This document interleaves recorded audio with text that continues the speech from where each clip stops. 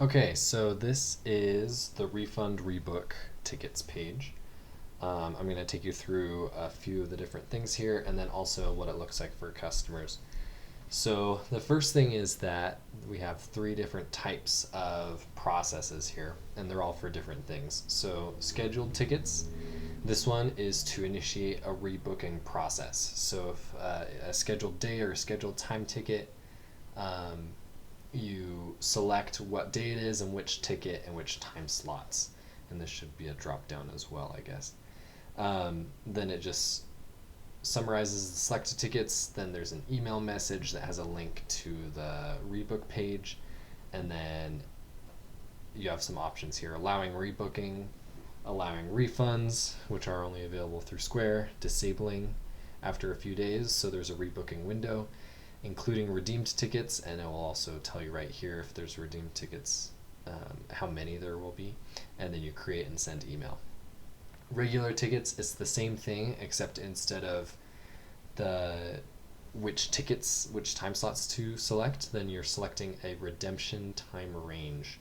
So this is the time range in which a ticket was redeemed. And instead of a rebook, then this will just unredeem all the tickets and be available for use again. End of season is kind of the opposite.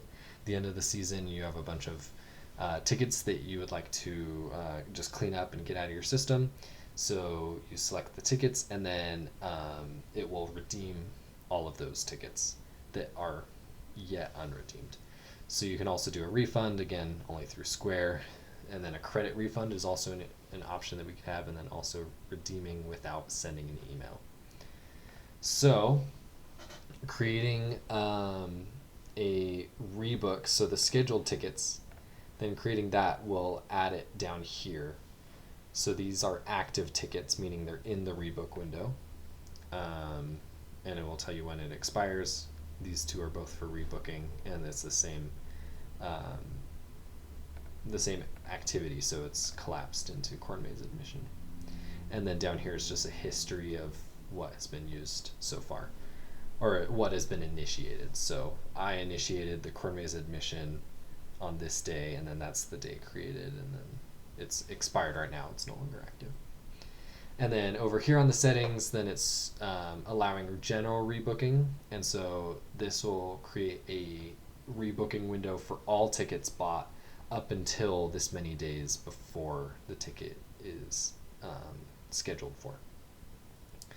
So let's look at what happens when you create one of these on the customer side. So they get a link that takes them to this website. They put in their order number and their last name and their email address, and they look up their order. These are their eligible tickets for rebooking, and then they also have the option to refund their whole order if the refunds were turned on.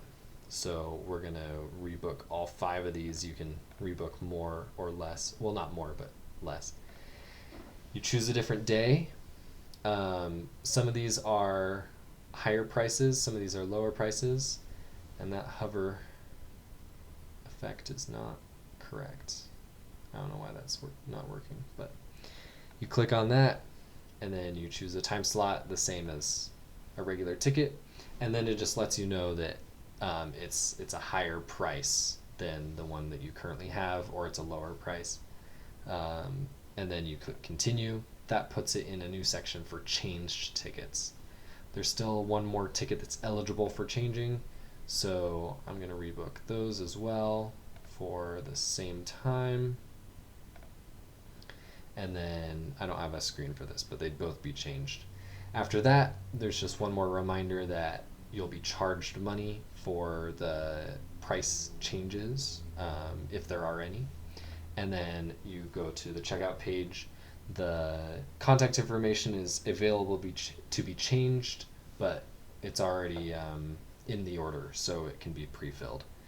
And then they put in their payment information again, and then there's a ticket difference ticket that's $5 or $10 or whatever it is, and then you check out from there.